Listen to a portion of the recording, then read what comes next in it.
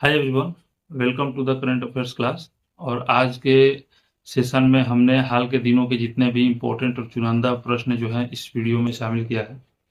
और आपके एग्जाम्स के लिए, चाहे वो रेलवे का हो, बीएसएससी का हो, किसी भी एग्जाम का, कॉम्पिटिटिव एग्जाम का हो, जो वस्तुनिष्ठ प्रकार के होते हैं वो सारे एग्जाम्स में आपके लिए इम्पोर्टेंट साबित होने वाले हैं। 100% जो है ये आपके लिए इम्पोर्टेंट साबित होंगे, ये आपको ध्यान रखना है। और साथ में इसको आप लोग नोट डाउन जरूर करिएगा। पीडीएफ की जहाँ तक बात है, अभी जो है हमको थोड़ा-सा सेटिंग करने में प्रॉब्लम हो रहा है। तो कुछ देर में हम जो है इसको डिस्क्रिप्शन में आपको इसका लिंक भी प्रोवाइड कराएँगे। अभी थोड़ा-सा वो टेक्निकल जो है हमको समझ में नहीं आ रहा है उतना, कि कैसे मतलब उसको अपलोड किया जाता है। इसका पीडीएफ भी आएगा डिस्क्रिप्शन में। यहाँ पे देखिए आज का प्रश्न। आज का पहला प्रश्न जो है वो ये है कि आईसीसी मेंस टी20 विश्व कप 2024 का विजेता हाल ही में कौन सा देश बना है? तो अभी हाल ही में देखे थे कि आईसीसी मेंस टी20 2024 जो है हाल ही में संपन्न हुआ है। तो इसके विजेता कौन सा देश बना है? तो इसका विजेता है अपना देश भारत। और उप विजेता जो है रनर अप हुआ था दक्षिण अफ्रीका। भारत और दक्षिण अफ्रीका के बीच फाइनल मैच खेला गया था। और ये खेला गया था आपको ब्रिज टाउन के किंगस्टन ओवल मैदान में। ब्रिज टाउन के किंगस्टन ओवल मैदान में खेला गया था। इसके विजेता को 22 दशमलव समथिंग करोड़ रुपए दिए जाते हैं और इसके उप विजेता को 10 दशमलव समथिंग करोड़ रुपए जो है प्रदान किए जाते हैं उप विजेता टीम को।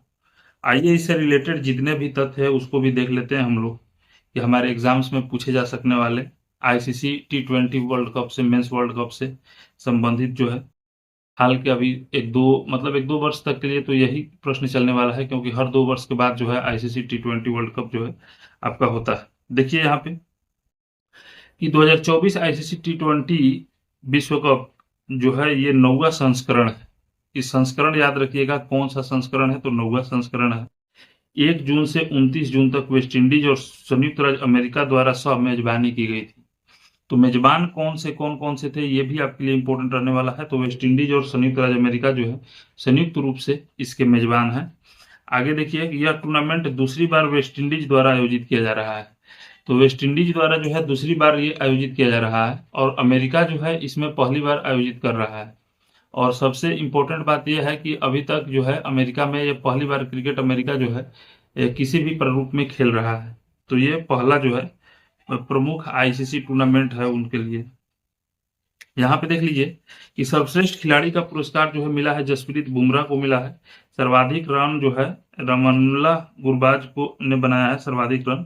और सर्वाधिक विकेट लिए हैं अर्शदीप सिंह और फजल हक फारूकी ने सर्वाधिक विकेट लिए हैं। ये भारत के लिए जो है ये दूसरा खिताब है। भारत जो है आईसीसी टी20 मेंस वर्ल्ड कप जो है 2 बार जीता है। एक 2007 में जीता था और एक इस बार जीता है। अब मेजबान जो है आप यहाँ पे देखिएगा वेस्ट इंडीज और संयुक्त राज्य अमेरिका, हमने पहले ही बताया था। रनर अप रहा दक्षिण अफ्रीका। तो ये सारे पॉइंट्स जो है आपके लिए इंपॉर्टेंट रहने वाले हैं, जिसको यहाँ पे बताया गया है। आप लोग इसको नोट डाउन कर लीजिएगा, एक जगह अपना कलेक्ट कर लीजिएगा।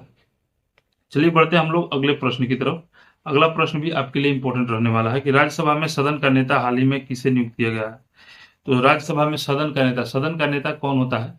जैसे किसी कोई भी मतलब बहुमत दल का जो पार्टी होता है उसका नेता को सदन का नेता बोला जाता है। जैसे लोकसभा में हमारे प्रधानमंत्री हैं बहुमत दल के नेता, तो उनको लोकसभा के सदन का नेता बोला जाएगा। और यहाँ पे राज्यसभा में सदन का नेता नियुक्त किया गया है जेपी नड्डा को, जगत प्रकाश नड्डा को, जो कि बीजेपी के अध्यक्ष हैं। और इन्हीं के अगुवाई में अब इस बार 2024 में आम चुनाव जो है बीजेपी ने जीता है। तो जेपी नड्डा को राज्यसभा में सदन का नेता बनाया गया है। ये जान लीजिए कि अनुच्छेद, यहाँ पे कुछ इंपॉर्टेंट तथ्य है, इसको भी आप लोगों को जानना जो है जरूरी है। यहाँ पे देखिए भारतीय संविधान के अनुच्छेद 80 के अनुसार कुल क्षमता 250 है राज्यसभा का। राज्यसभा का कुल क्षमता 250 है, किस अनुच्छेद के अनुसार? तो अनुच्छेद 80 के अनुसार है।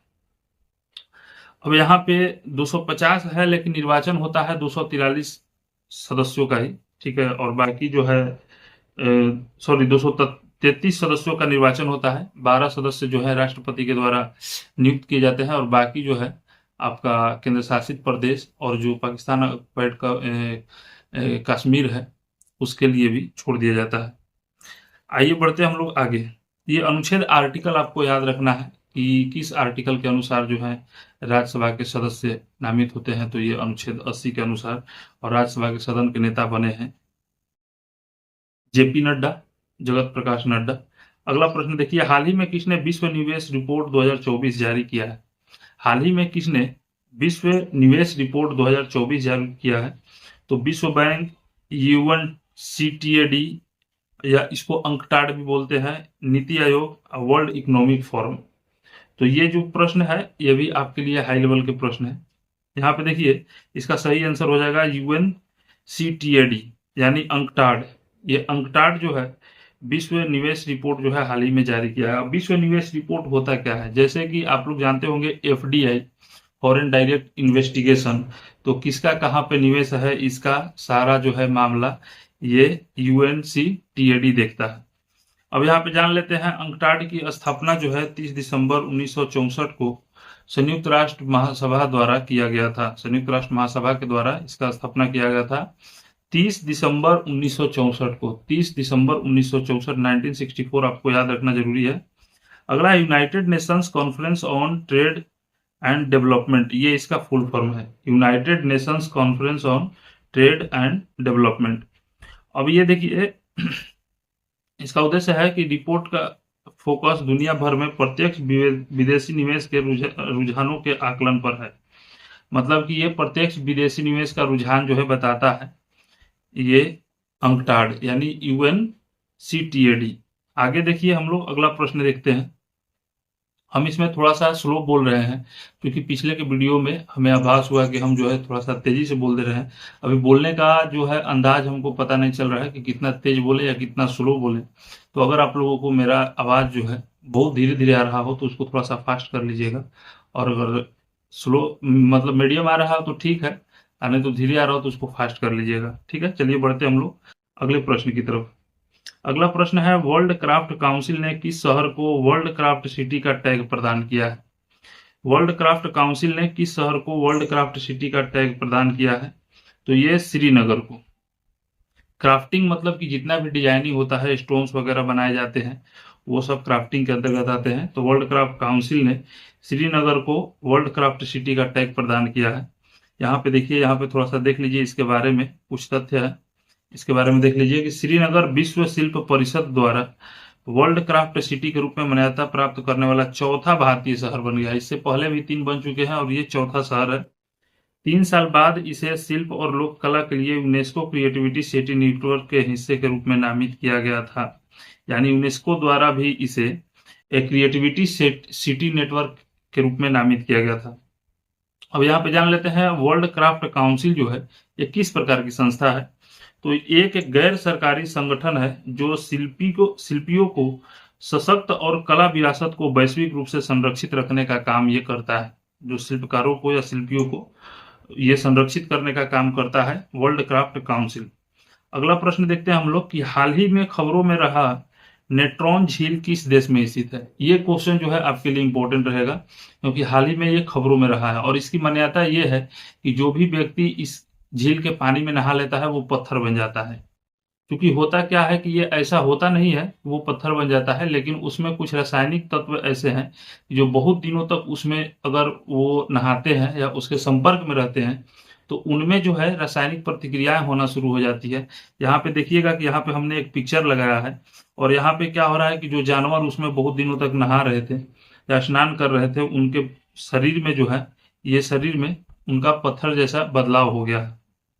तो ये जो है नेट्रॉन झील किस देश में है? तो ये तंजानिया में है नेट्रॉन झील, और ये एक नमक एवं क्षारीय झील है जो केन्या की सीमा पर तंजानिया के उत्तरी नागोरोंगोरो जिले में है। नागोरोंगोरो जिले में, नाम पढ़ने में भी थोड़ा सा कठिनाई हो रहा है।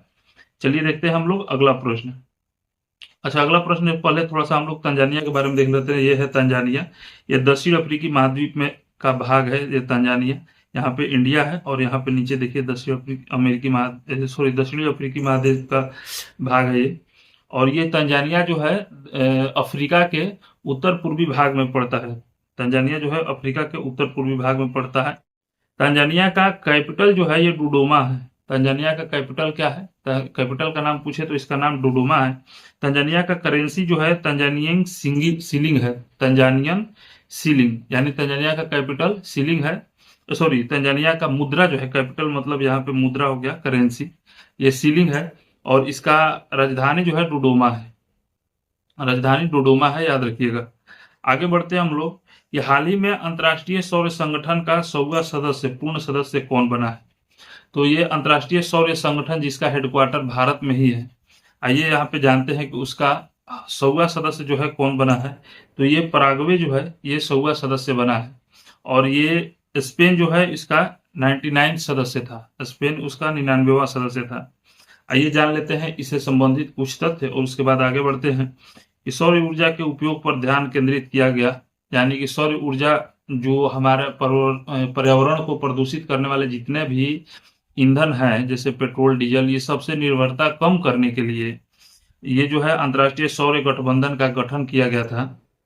और इसका मुख्यालय जो है भारत में हरियाणा में गुरुग्राम में स्थित है। और इसकी स्थापना 2015 में हुआ था। 2016 में नरेंद्र मोदी और तत्कालीन फ्रांसीसी राष्ट्रपति फ्रांसवा ओलांद ने मुख्यालय का आधारशिला रखा था। इसका अंतर्राष्ट्रीय सौर गठबंधन का ये रखा था। अब यहाँ पे जान लीजिए कि पराग्वे जो है ये आधिकारिक तौर पर पराग्वे एक गणराज्य है, छोटा सा। और ये मध्य दक्षिण अमेरिका में एक स्थल रुद्ध देश है। स्थल रुद्ध का मतलब होता है कि स्थल से घिरा हुआ देश। ऐसे भी हम लोगों को प्रश्नों में पूछता है कि 4 ऑप्शन में से बताइए कि कौन सा स्थल रुद्ध देश है। यहाँ पे देखिएगा, यहाँ पे हमने सर्किल किया है पराग्वे के पास। तो यहाँ पे देखिएगा कि कहीं भी समुद्र का तट जो है यहाँ पे सटा हुआ दिखाई नहीं दे रहा है। तो जहां पे समुद्री तट किसी भी राज्य से सटा हुआ न दिखाई दे, यानी सिर्फ वो स्थल से घिरा हुआ देश हो, तो उसको स्थल रुद्ध देश कहते हैं। तो पराग्वे भी एक स्थल रुद्ध देश है। और करीब 42 या 43 पूरे विश्व में स्थल रुद्ध देश हैं। ठीक है, ये भी जान लीजिए। पराग्वे की राजधानी असंसियन है। पराग्वे की राजधानी जो है असंसियन, इसको याद रखिएगा, असंसियन है पराग्वे की राजधानी। और इसकी राष्ट्रीय मुद्रा जो है गुआरानी है। गुआरानी इसकी राष्ट्रीय मुद्रा है। गुआरानी इसका राष्ट्रीय मुद्रा है पराग्वे का। आगे बढ़ते हैं हम लोग अगले प्रश्न की तरफ। उत्तरी अटलांटिक संधि संगठन के अगले महासचिव के रूप में किसे नियुक्त किया गया है? हाल ही में नाटो के अगले महासचिव के रूप में किसे नियुक्त किया गया है? ये भी आपके लिए इंपॉर्टेंट और हॉट क्वेश्चन बना रहेगा।